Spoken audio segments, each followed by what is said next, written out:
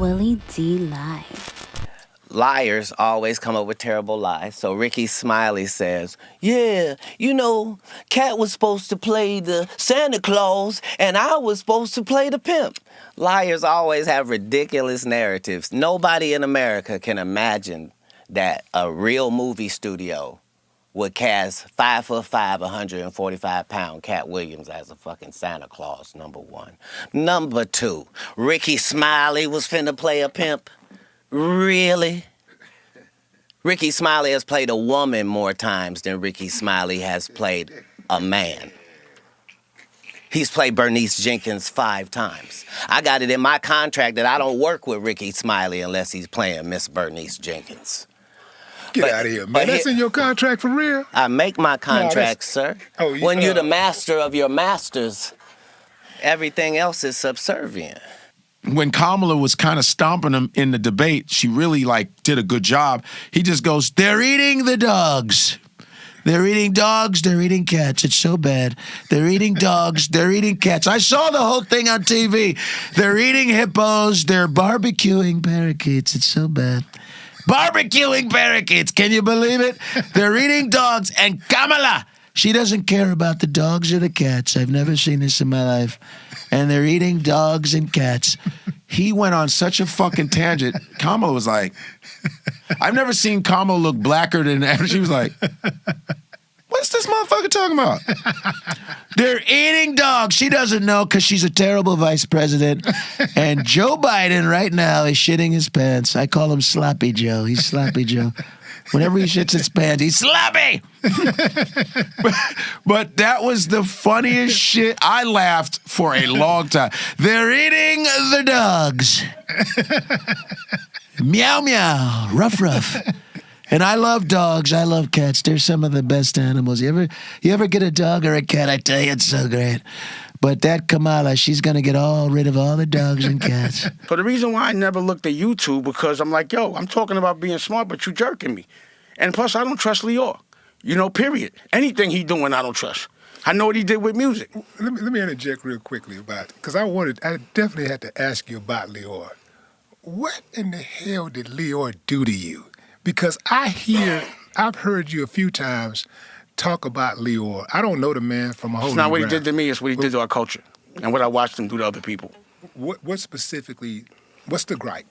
He's not from our culture, and he pushes people and monetizes the dysfunction of our culture, and he doesn't teach us how to actually make a certain kind of money and keep it in ownership. He teaches us to work for him. He robs us. I've watched him do it. So when we first started to work with Lyor, and he broke up Rockefeller, to me, it was definitely, I'm not going to say that it's another man just got made to do something, but he was the one that would always give someone that option. Was Russell there at the time? No, well, Russell, that's another thing. I didn't like the way he treated Russell. I thought he robbed Russell. They weren't equal? Well, what happened was after they sold the company that Russell brought, they hired Lyor. So then Lyor didn't own Def Jam, but he still ran it. He worked for Universal.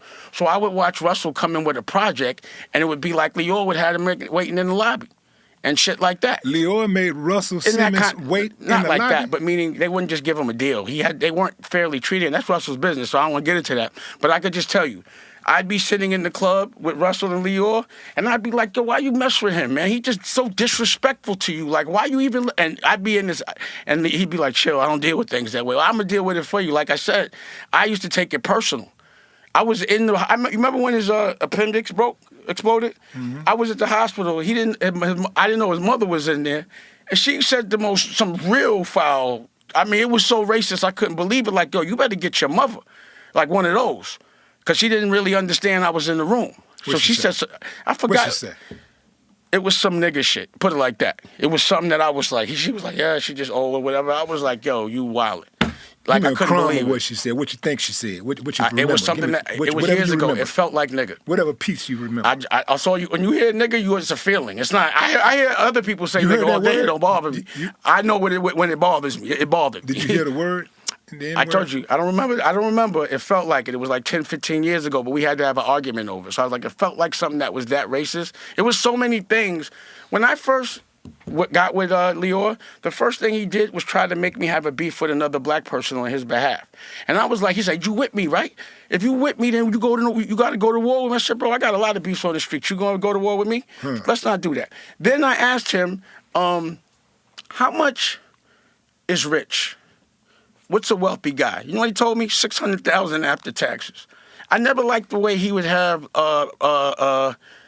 and again, I don't like to go off on another man. He ain't here. So, bottom line is, I don't like the way he would treat my culture still. I didn't like the way he talked to the culture. There would be times that he would be saying things, and like I'd be with like Beanie Siegel or something, and he'd say something that was so offensive, unknowing, unconsciously, just demeaning. And Beanie would be ready to knock him out, and I'd have to bark on him so Beanie didn't do nothing to him. You understand? I'd be like, I got it, don't worry. Like, he was just an offensive person. What he couldn't understand about me is that I could have white people working for me. Because he thinks black people could only have black people working for him. So when I would walk in and have anybody white in my staff, he'd go to the side and go, are you okay? You let me know if they're treating you wrong. Blink twice. I swear to God he did that shit. Yeah, the blink twice, the napkin. He used to do it to every one of my assistants or anyone from that culture. No disrespect, but this is what he used to do.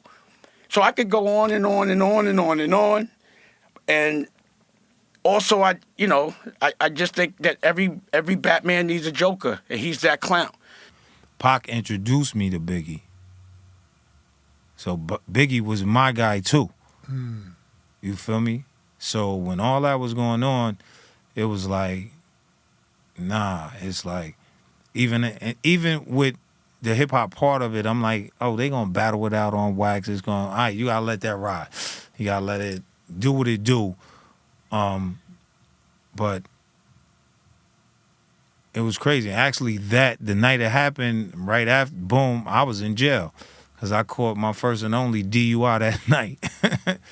You feel me? But it was, I seen before, I think either one of them had passed, I seen when they were going back, I think Hit 'Em Up came out and everything else, I seen a Vibe cover, and Big and Puff was on it. And the only thing that the title of the cover said was East vs. West. East versus West, yeah. I said, yeah. This right now. It didn't say East Coast label, West Coast label. It said East vs. West. I said, half the gangsters, they walk by, and Vibe was a very popular magazine, they won't even read the article. They just see, it's on? Pick a side, yeah. Pick a side. What do you rank that Monique special? With the dirt, the worst. It's the worst. The worst. Scale of 1 to 10. It's not even a 1. Wow. It's not even a 1. Yeah, Biden's son is a crackhead, but who don't have a crackhead relative they love? Like, literally. Literally. Who doesn't, like, honestly, who doesn't have a crackhead in their family that they love? You're absolutely right. I know I got a few. Of course. I got a few. But I will say it is rather hilarious to know that a sitting president has a crackhead son. Absolutely. That is some funny shit. It to is. me. It is the best shit. Here's the thing. I think that it's wrong to elevate people to deity status. He's a man doing a job, right? And obviously, I would like people who are younger or more adept. Like, I love the governor of California. I love the governor of Michigan. But the way the political structure is set, it's very hard for an incumbent, anybody, to lose. Look at all the senators it's hard to beat. You know how hard it is to beat an incumbent president? Oh yeah, it's absolutely. So yeah. even if you, it's so hard to do it that it practically never happens. You got to be either George Bush or Donald Trump to lose. Let me ask you, what's wrong with Trump? What's wrong with Trump? In your eyes? In my eyes, here's the reason why I don't like Trump. Because he tells the truth? No, Well, my sister tells the truth. You know what I'm saying? That don't mean nothing. Well, It's a lot of people tell the truth, but also he tells a lot of lies too. What you know lies? what I'm saying? Y'all don't focus on any of the lies that he tells. Y'all just talk about the truth. Every But politician lies. But here's the thing about Trump. Here's why I really just don't like Trump. Okay. Trump, before Obama ran for president, Trump had never questioned the nationality of a president. He never went after Ethnicity, nationality is different. ethnicity. Yeah. He never. No, he questioned the nationality of Barack Obama. Oh yeah, whether he was American or not. Yeah. You're right. Yeah. Trump, just conveniently, he never publicly just went after a president, but just. He was a troll. But here's the thing, like. Just coincidentally, we get the first black guy who looked like he can become president, and here come Trump with all of this vitriol out of nowhere. Where is this coming from? I mean, he's been around Because he saw He's through been around Obama. politicians for a long time. He saw through Obama. He saw through Obama. What did Obama- So what he did- didn't see through all those other damn presidents that he been padding pockets. But I'm He saying, didn't see through none of them, right? what did Obama do for the black community? What did any of them do for the black community? Trump gave us resources. What resources? What's that act called that he did for the black colleges? The economy was amazing. What act? At the end of the day, I'm American. Yeah, me too. Okay, so you know that domestic imports and exports is a big part of making our dollar strong. Did you have more money in your Okay. pocket during his presidency? I have more money in my pocket every year. All right. It don't matter who the president is. And that's what a lot of people got to understand. Like, look, fam, whether it's Trump, Biden, whoever, ain't none of them going to affect my bottom line. But the strength of the dollar will definitely affect your The bottom strength line. of the dollar going to do what it do no matter who in office. No, that's not true. Because these presidents are selected. And let me You tell you, think so? and let me tell you. So you're a some- conspiracy theorist. Let me tell you something about Donald Trump. Okay. Let me tell you something I know about Trump Please. and the rest of them. I'm waiting to meet him. So if he watches podcast. Trump is no different than any other rest of them. All of these presidents, They're pawns. they get to have a personality and they get to have one, maybe two hobbies while they in office. A couple of hobbies that they can act like are major platform initiatives. That's what they get. Everything else is part of the grand plan. And you either gonna get in line with that grand plan or they're gonna give you a street like they're gonna put you on Elm Street like they did JFK. Now that's what's gonna happen. I don't care who the president is. Okay. So if you that big and bad, and you want to buck the plan, if you're gonna just buck the system like that, you wouldn't be in court.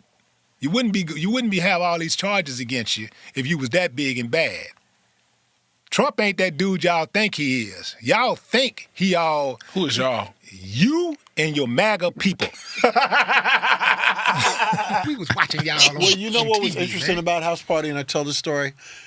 If you notice in the movie, they never speak, or we never speak, the characters, on what city we were in. It was never mentioned. And Reggie By design. Warrington Hudlin did that on purpose because they wanted everyone, wherever you lived at, for it to be relatable as possible. Yeah. That, wow, this could be in This my ain't Compton. neighborhood. This ain't You New know? York. This Yeah, ain't no, no. Detroit. So It's not there's H-Town. Nowhere's never mentioned. It's your town. So that's why we don't see the big skyscrapers and all of that kind of stuff. Probably. Did you? Not in that movie. Exactly. Not in House Party. No, you did Yeah, not. Yeah. That's brilliant, man. Yeah, it is. I thought like, Yeah. wow. When Say less. Warrington Hudlin told me that, I says, wow, that is like so genius. I think that's the mistake. The latest one they tried to do, they made it very West Coast, because even when I saw it, we went to what was supposed to be the premiere.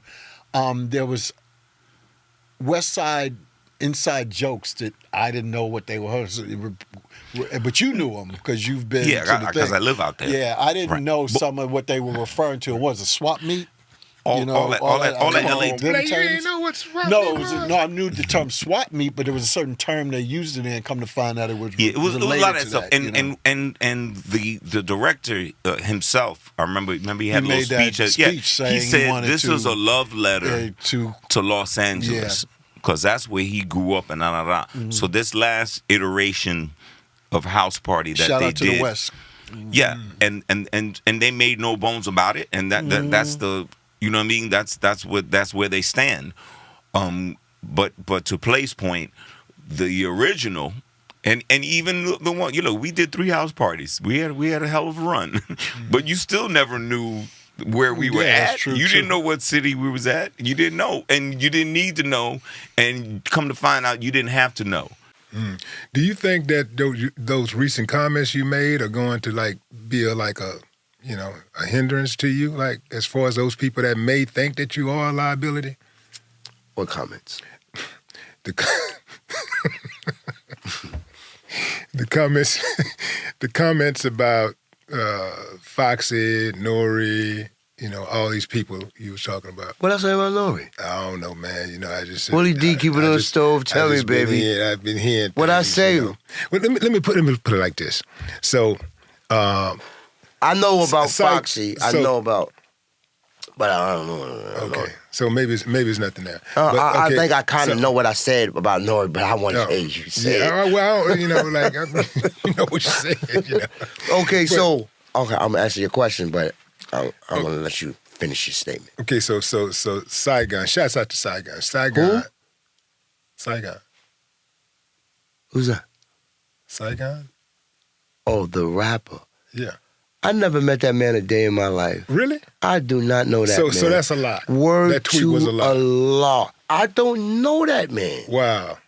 I don't know what is the issue with that dude. I know Just Blaze. He did records on my albums. Yeah. And I know Just Blaze is a great guy. He's a good producer.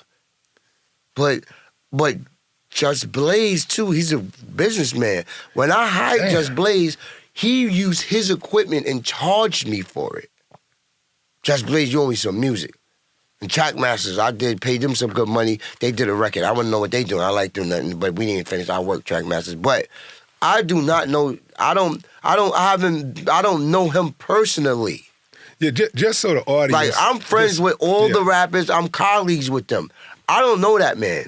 Just so the audience can have the benefit of knowing what's going on. Saigon. Wait, put a tweet no, out. wait. Let's not do it. I don't know him. We can't give him that light. Well, This is an interview. Why give that man that light? I don't know that man, Willie D. With all due respect, let's not give him the shine. Now, Foxy Brown. Let's Okay. talk about Foxy Brown. Fair enough. I was dealing with Okay. Foxy Brown at one point. Okay. And everything I said about Foxy Brown was true. If I offended her, I apologize for bringing out my truth. I'm not apologizing for my truth, but it's the truth. What happened between me and her happened. And Shauna said she don't know Keith Murray. That's a lie. Ask Ludacris. Shauna know me well. She was in the car with me all the time. Ask Rob Love. I know her like the back of my hand. She got nice ankles and nice feet, and the pussy, I ate the pussy, yes. And Foxy Brown, she gave me, she's a whip wop queen, yes. Kid Rock. Yeah. Do you have a relationship with him? No. At all.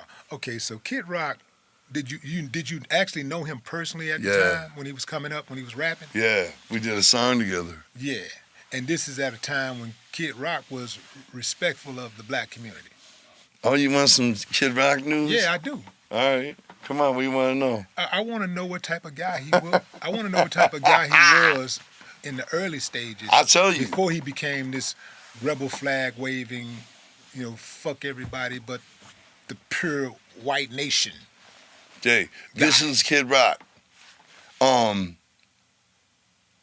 First of all, straight up the energy, he's one of those dudes we would never hang with. Me and Shaggy, you know what I mean? He's just one of those dudes that irks you, our energies are different, you know what I'm saying? But we would go over there because he came out before us. He was signed to fucking Jive. Okay. You know what I mean? Do you know about that? Yeah, I thought it was Def Jam, but it was No, Jive? he was signed to Jive. Okay. And fucking he had Too Short producing his record. He was on tour with Ice Cube and them. Too Short, doing some tour. That was a big deal to us, you know what I mean? Mm-hmm. So when we came up, we paid to get Esham on a song, you know what I mean? And Kid Rock was, and our producer, Mikey Clark, who's just a super hot producer from Detroit, you know, at the time was also working with Kid Rock. And so we told Mike, ask Kid Rock how much to get on our track. And Kid Rock was like, what Esham want? And we were like, 500. And Kid Rock was like, all right, I'll do it for 6. You know? So anyway, so we did the song, you know what I mean? He ended up getting too drunk at the session, you know what I mean? And to finish it. And we were like, that's bullshit because we don't drink at the sessions. We take this shit serious, you know what I mean? Anyway, to his respect, he came back the next day and finished it. You know what I'm saying? Anyway, so after that, the only times we see him is when we're meeting to discuss maybe doing a big show together or something. You know what I mean? And I'm out there sitting in his apartment, right? And he has a black girlfriend, right? And they have a baby. And me and Joey are sitting there, and he's telling us, because he's the veteran, you know what I'm saying? We're just coming out. He's doing all this shit with Jive, you know what I mean? And this is after, just after all that, you know? And he's like, don't trust anybody black in this business. Wow. I'm going to tell you this right now. And his woman with the baby is just sitting there, you know what I'm saying? Like it's nothing. And that I'll never forget, you know what I'm saying? You started Sucker Free Records with Hump. Correct. You had a record deal and an artist deal, right? Right. I was CEO. Yeah. And I was artist. Right. So you getting the paper from both, you burning the counter from both ends, getting the bread. Y'all killing it. Y'all murking it. Right. Everybody looking at Flip and Hump. Man, right. Y'all the Batman Robin duo, whatever, however you want to name it, whatever you want to call it. Then all of a sudden, you jump off. Correct. And go do your own thing. What happened, man? Let's see. Now, pretty much what happens with 99% of record labels, you know what I'm saying? Finances. I feel like the finances weren't being divvied up the way they were supposed to be. Uh-huh. And when you come in the game as a kid, a lot of, let me use the right word. Take advantage, right? A lot of older people, like let's just put this in perspective, right? A lot of older people take advantage of younger people, and there's some that show them the right way. But I just feel like by me being the rapper and the CEO as well, I was supposed to be making more money, and I just felt like I was being taken advantage of because I was younger. We split up because of some sneaky stuff you was doing to the label behind our back. I never once told you that I was getting rid of you and you couldn't be on the label. Only thing Big Brother told you is, hey, listen, we can do this music all day long, but I wake up in the middle of the night, Flip, and kill a snake. You can't be no snake staying up under in my room, in my house, and in my son's room with me, and doing all this sneaky stuff. Flip, you got upset because I told you couldn't live there. But your plot, Flip, was already put together. Why'd you tell him he couldn't live there? Willie D, I'm like this. If I have taken you in at 16 or 17 years old, man, Willie, sky's the limit what I done did for the boy. You know what I mean? Because I treat him like he my own son. You done drove my cars to the prom. I done bought your tux. I done bought this for you. I'm paying for this for you. Bought your Jag. I get your clothes clean when I get mine clean. Nobody on the label got a cell phone bill. I pay all. I took him like he was my son, Willie. You feel me? Because then the other label would have got, I want everything back that I put into you. Willie, it got to the point to where, Flip, when I told you we can still do this music together, it was just the point of the way you did the label and the family. But I don't trust you no more because what you just did. What exactly in that Hump interview did he say that made you say, I don't not only agree with what he's saying, but I want to come back on the show. I want to come back and straighten this out. The most important thing is the stealing part. Because everybody know me, man, I don't steal. Like, if I need something, I ask you for it.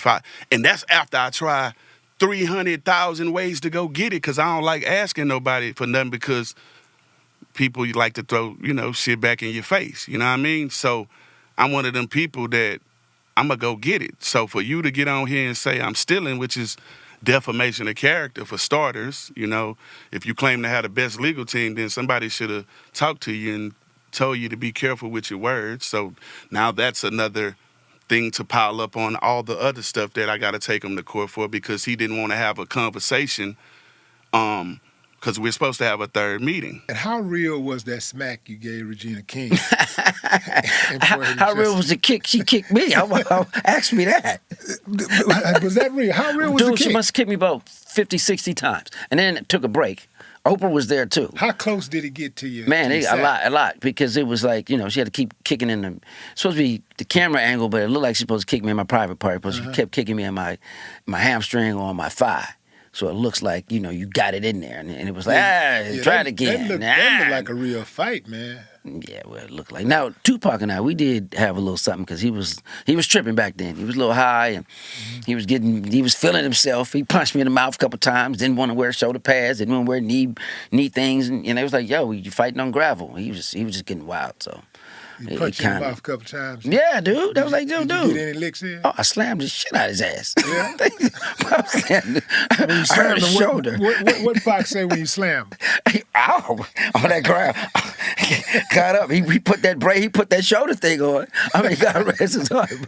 But yeah, you better go put that stunt shoulder thing on, because it's a pad you're supposed to have. I don't need none of that. Lock it all up. We got it. I was like, dude, because you got to time the stuff. He got out into it, and he meant to punch me too. Yeah. Because I was talking about him, because he started being late toward the end of the movie, so I used to just crack on him all the time, talk about it, about his hair falling out, and he fingernail, he's always chewing on his nails. But he was going through that stress thing. We didn't know it at the time.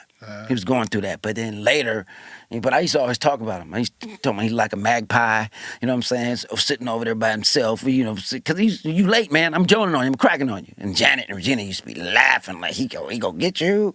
So he punched me for real. During the fight scene, he pop, plop. I was like, dude, okay. I thought the idea was to try to get away with the crime. Like, it's like they want to go to jail. Well, I think, yes, let's talk about, the first thing with the thug situation. So anytime you're in a court of law, right, and you have prosecutable evidence, right, I feel like the physical evidence and or witness testimony, if any of that was strong, you wouldn't need to pull from no lyrics. You wouldn't need no lyrics. Right. You know what I'm saying? I feel like when they start pulling from lyrics and talking about lyrics and songs and stuff, that means the physical evidence and the witness testimony ain't strong enough. That's just how I feel. Mm-hmm. No, I feel the exact same way. I don't think the lyrics should be used against you unless... I don't even see how they understand what he's saying in the first place. How they make it out? Where's the translator? It sounds really dumb. I heard their own lawyer trying to explain what he was saying. I heard one of the lawyers talking, man, and I'm like, Man, hang it up, bro. Leave it alone, man. Why you got to do that, man? Like, leave it alone. Like, yeah, I'm just not with the using a person's lyrics against them because in that case, man, if that's the case, man, you can go all through history and use. I mean, let's use people's movie credits against them. All of these movies. Let's use that. I mean, it's so much. Yeah. And how many times have people, threatened to do something to somebody and they didn't do it, or something happened later on, and did they go and say, well, this person said this or they said that, and therefore this person needs to get a life sentence? Nah, they're doing this because hip hop is the low hanging fruit. If these were rock artists, they wouldn't be going through this. I don't think Young Thug would be going through what he's going through if he was a white rock artist, right? Or a country western artist. I don't think he would be going through that at all. Yeah. I think in this particular situation, hip hop is on trial, not Young Thug.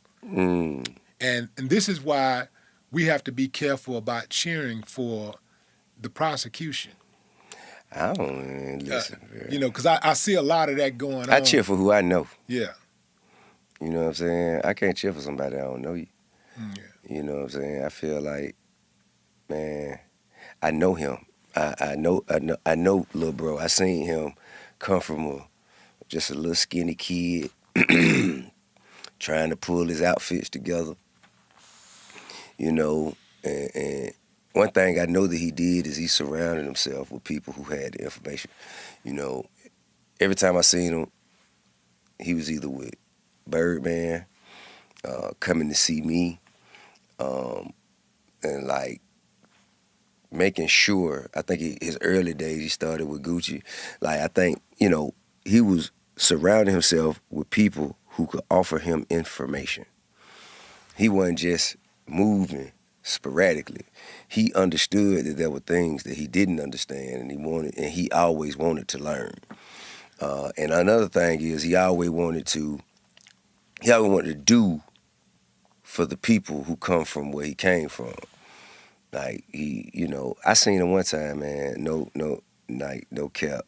He would pay. He paid somebody. I won't mention their name. He paid them to keep him from going out there in the streets. You know what I mean? He was like, man, don't do that, man. Here, come back here tomorrow. You know what I'm saying? And like that level of commitment got to be acknowledged or considered. Yeah. Well, one person in the world alleges that I gave Puffy Fellatio to get a record deal in like 92. I came out in 89. I had a record deal in 88. And anybody who knows me knows that is ridiculous. And it's not the homosexual act that's the ridiculous part, because we're in the music business. Anybody, that's a person's choice. But I've lived my life totally, again, if I were gay, I would be openly gay. So again, that wasn't even the emphasis of it. It was the other stuff that was said around it. Because again, now she's going on and on and on and on and on like she's sure. And what I'm trying to say is, like, I have friends who are just coming out the feds right now from when I first released the record, who would like to do nothing more than to show her who the fuck I really am. Like, for real, for real. But I'm like, bro, she's hurting. I'm praying for her. Because we got to make a different stand and a different choice at this time. If I'm really solid, how can what she say affect me? You know what, man? Now, you just got a couple of extra human points from me. Because I'm going to tell you straight up, if somebody out there lying on me like that, bro, I ain't praying. If I pray for him, it's going to be the kind of prayer like, Lord, I pray this motherfucker go play in traffic blindfolded, in Houston rush hour traffic. Like, get him. It's going to be that type of prayer. Like, slip on banana, bust your head, open to the white meat type prayer. No, because one time, because my son was so mad, I said, yo, let's just watch. I'm going to watch what she's saying. And when I saw her talk about eating someone's kids, and then someone revealed to me that she put her child's ashes in a raid. Now I didn't want to watch that, but again, because again, might recognizes weakness. It really does. When you really have might, you recognize weakness, and I'm not into the kill. Like, for one, she's a girl. And I said that with Hallie, like, I'm not into beating up girls. Am I perfect in my whole life? I've already said that. I made a record called I'm Not a Perfect Man, just so people could, like, bro, I'm definitely not perfect.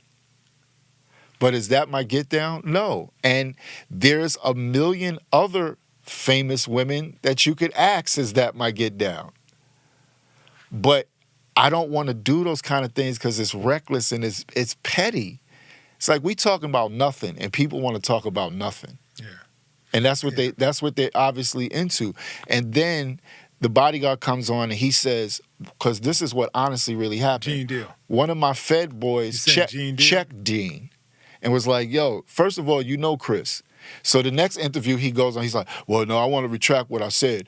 I think it was Lewis Tucker. I told that BITCH. It wasn't Christopher Williams. It was the other light-skinned boy, because I remember Chris coming to parties, and he stayed with the toast on the side. And that was the second interview, but then they thought that. So then my friends are calling me, like, with this sense of vanity. And I'm like, I don't want to hear that either. My publicist, now these are the three sides: reality, business, and heart. My publicist is like, I want to tell you the positive part of this. The only other people she talks about are A-list celebrities. They must miss you. Going forward to 2001, when the news hit, rapper South Park Mexican accused of molesting child. You get the news. What's the climate like at Dope House Records at this time? Well, we weren't really hanging at the Dope House that much anymore. Like I said, me, Grim, Happy, we were staying on Hardy Toll Road. So that was our compound. So when we heard the news, we was like, what the fuck? And, but like I said, Tootie had already been saying that the girl was kind of tripping on, she wants some money and all that shit, right? And who is this girl? The girl that accused them, that touched her daughter. That they were friends. They grew up together, actually. So it wasn't like some random shit. It was they grew up together. Who grew up together? The girl, not the little girl, the mom. The mom grew up with who? SPM and his wife, and they were best friends. So these are two couples who are best friends. Yes. The girl would stay the night at Carlos's house, and that's how it happened. Like, that's how they. The little girl would stay the night at with his daughter. This is the 9-year-old girl? Yeah. Right. Because there was 3 girls in all that they went after him over. Well, yeah, they went after him also for the baby's mom. He had a baby with the 14-year-old that he said he met in a strip club. And all this, I wasn't around back then. So all I ever got was information that they gave me. That's all I ever knew. It's not like I did any research. They would tell me shit, and I was like, oh, okay. So I would just go off what I was told, because I never really was around this shit. Like I said, when he had the baby with the 14-year-old, that was like in the earlier 90s, so I wasn't still in California, so I didn't even know about that. This new shit, I remember the brother was kind of getting on phone call and said, man, they're trying to get Carlos dirty, right? And I'm like, not tripping, because Carlos is the man, you think, oh. And then when that news hit, it was like, wow, it's really going through. And I was still thinking, okay, well, he'll get through it. And I remember being in Denver, Colorado, doing a show with the Lone Star Riders. Grim's on the phone talking to his brother, and he said they gave that motherfucker 45 years. It's like, what the fuck?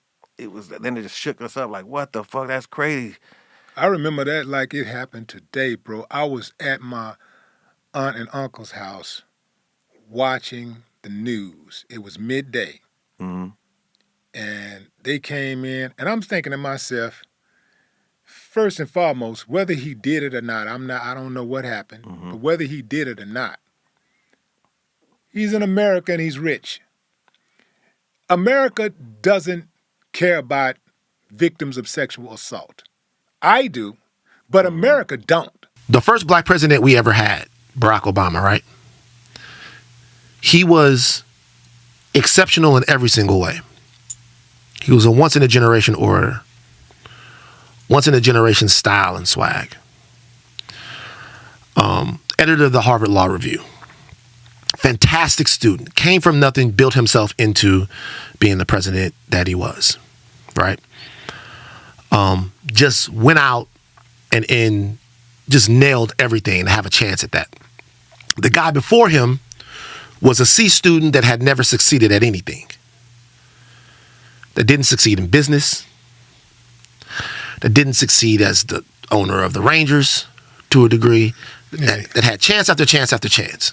But he's the president because his ancestors were on the Mayflower. His father was vice president, then president. His Prescott Bush, all of these people, his family goes back. They are minted in America. So then he gets a chance to be the president basically as a C student. Because he was chosen. He was chosen basically as a C student. Donald Trump is that but mutated, because he is the version of this country. He is the actual truth of America, which is America is a country that because of money and dominance, nobody else can tell them no.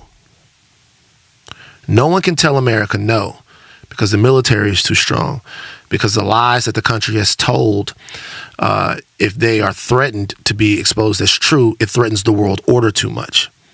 It's something that you just have to go along with and hold your nose. Donald Trump was born into money. He became a celebrity. All the while, we didn't really know who he was. And now that he has the perch that he has, he doesn't really stand for anything. He doesn't really believe in anything.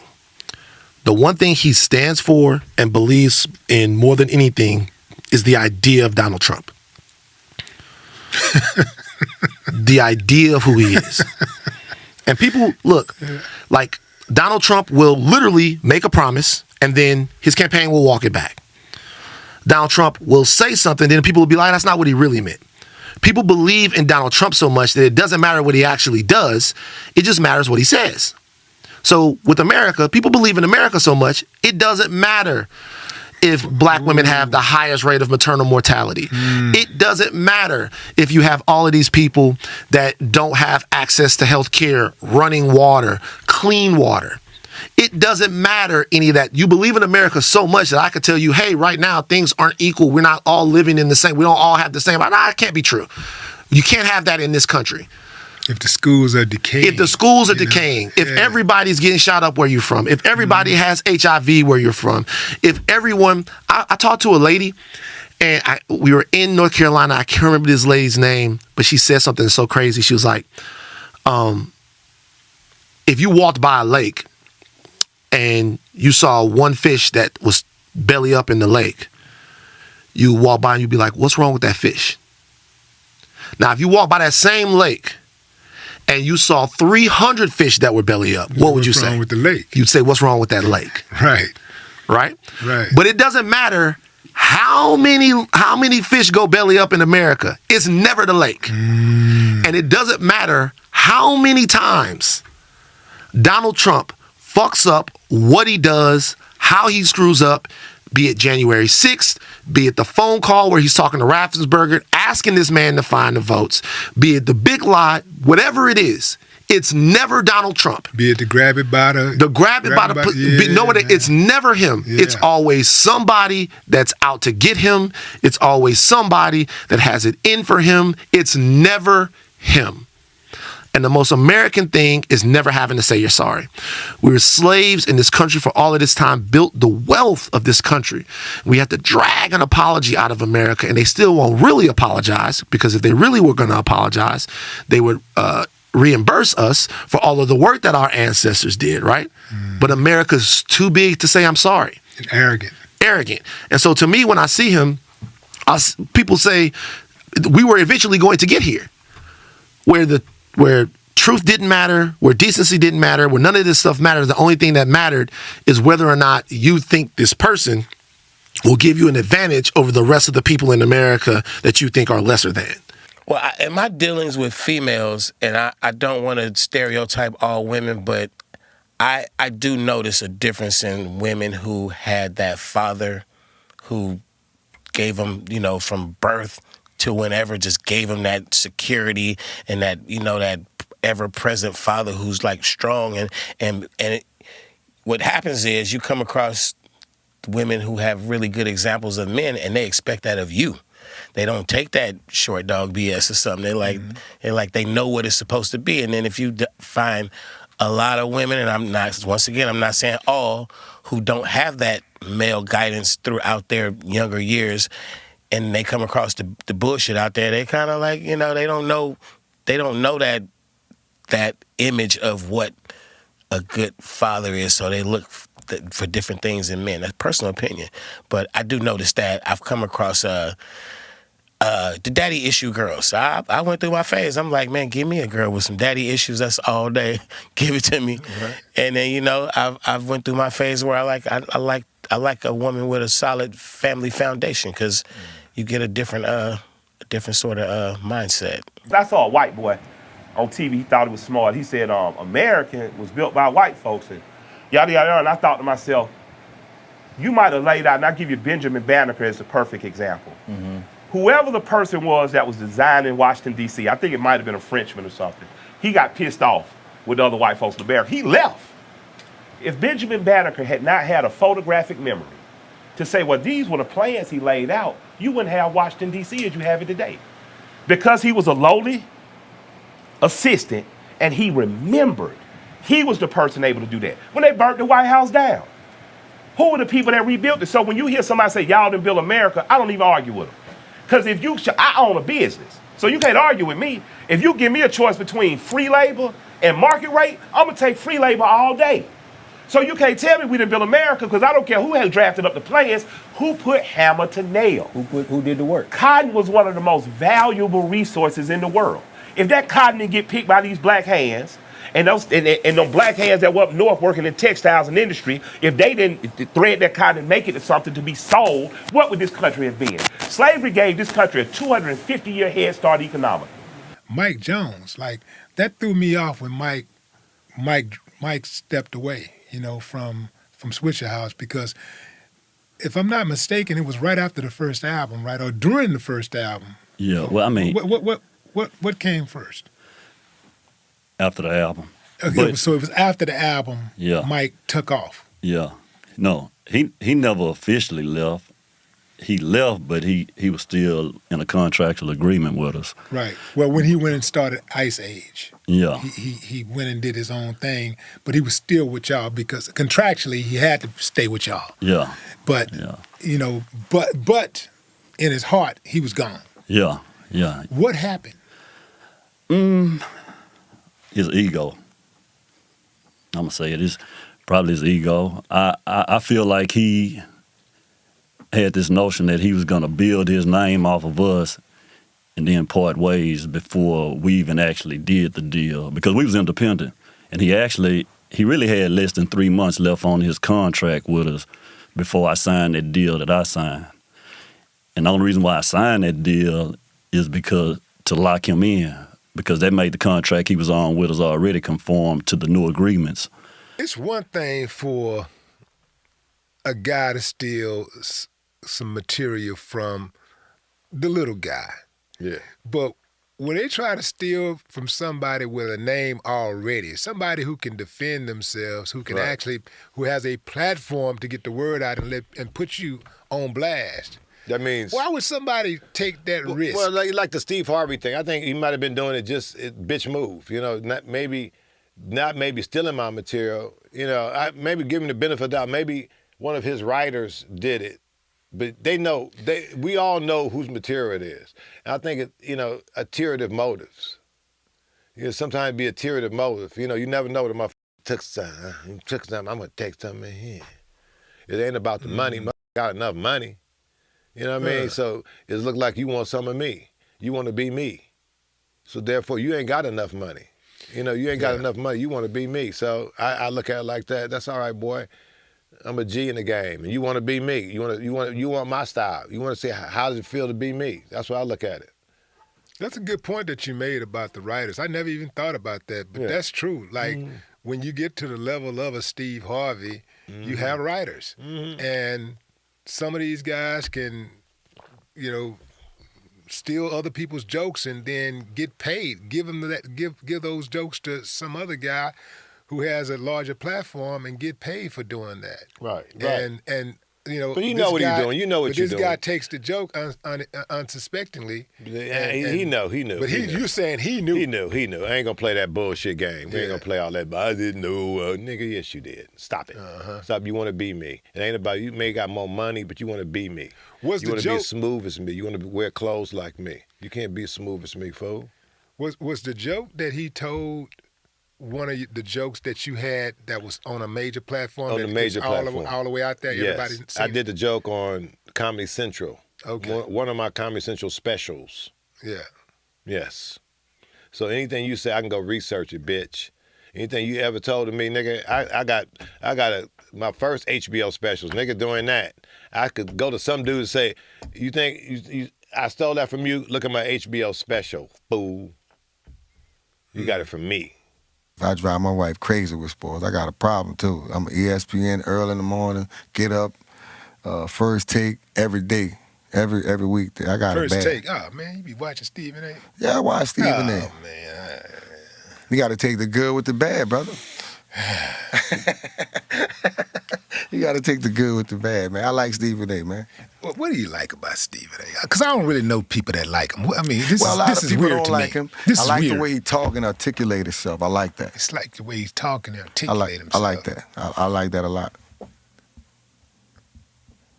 What you don't like about Stephen A? What you really DB, man, everybody. What you with Stephen A did you, dog?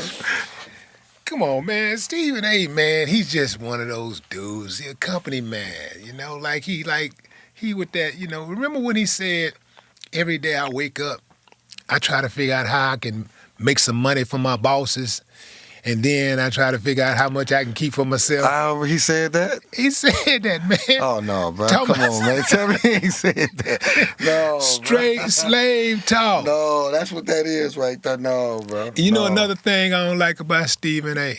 I don't like black men who are quick to attack black men but won't have that same energy for the white man.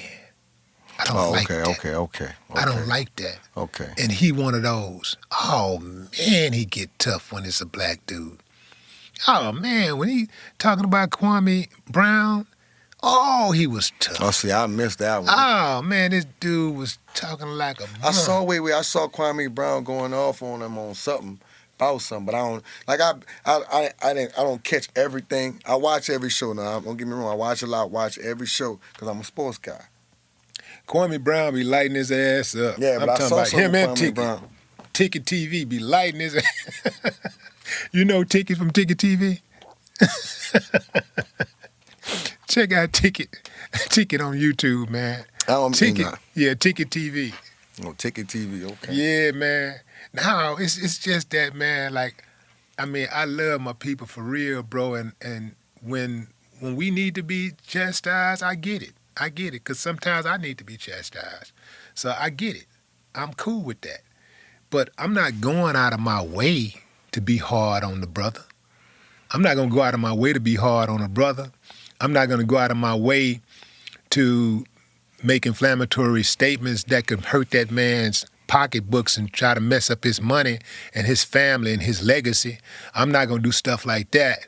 And dude is prone to doing that type of stuff. Now, of course, he know how to be articulate. You know, he know how to do all the speaking stuff and say all the right things. But the thing about it, he plays double dutch with it. You know what I mean? He in and out. Do play over here like this, then he come over here like this, then he go over there, then he go over there. You know, like I don't. Yeah, I'm not with that part. Like, I'm not so desperate for black leadership and black heroes and black success stories that I'll take anything. I think that, but at the same time, I understand that we can't afford any more enemies. So for me, if you black, the first thing I want to know is, do you love black people? And you ain't got to tell me. I'm gonna see by your actions. By your actions, I can tell it whether or not you love black people. And I don't believe Stephen A. loved black people. Willie D. Live.